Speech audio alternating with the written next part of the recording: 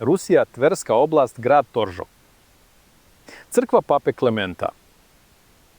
Glavni ulaz u crkvu je sa ulice. Ispostavilo se da je ispod nivoa trotoara.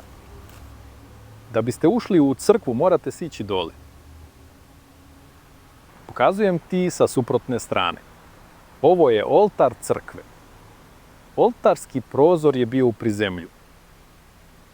Pogledajmo crkvu sa strane. Predivan klasični portik. A prozorske klupice su u prizemlju. Glavna ulazna vrata moraju biti viša od nivoa trotoara. Baza stupa obično stoji na gornjoj stepenici. Ovdje dole treba da postoje stepenice, ali trijem je bio potpuno pod zemljom. Ovo je bivša crkva Vavedenja Gospodnjeg. Crkva ima 2 etaže. Dole su vrata. Na drugom spratu su bila vrata, ali su bila zapečaćena. Donja vrata su napravljena u toku gradnje. Ovako se polažu cigle preko otvora u zidu. Ovo je gvozden šarka za vrata. Takve šarke se postavljaju prilikom izgradnje zgrade. Pogledajte nivo tla. Površina tla na ulazu u crkvu naglo pada. Zatim naglo raste. Ranije je površina tla bila na ovom nivou.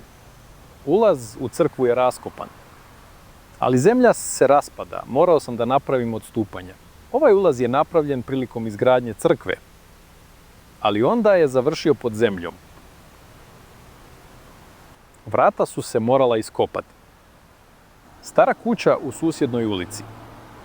Ranije je kuća imala identične prozorske otvore na 2 sprata.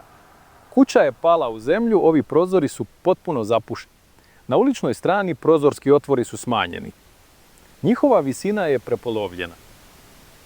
Prethodno uporedite visinu prozora. Stara stambena zgrada. Ponovo se otkrivaju prozori uvučeni u zemlju.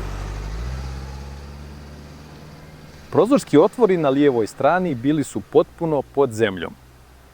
Sa desne strane prozorski otvori jedva vire iznad nivoa zemlje. Podzemni prozorski otvori imaju reljefnu dekoraciju, što više liči na prvi sprat. Tako su projektovani niži spratovi zgrada u klasičnoj arhitekturi. Ovo je visina prvog sprata, koji je završio pod zemljom.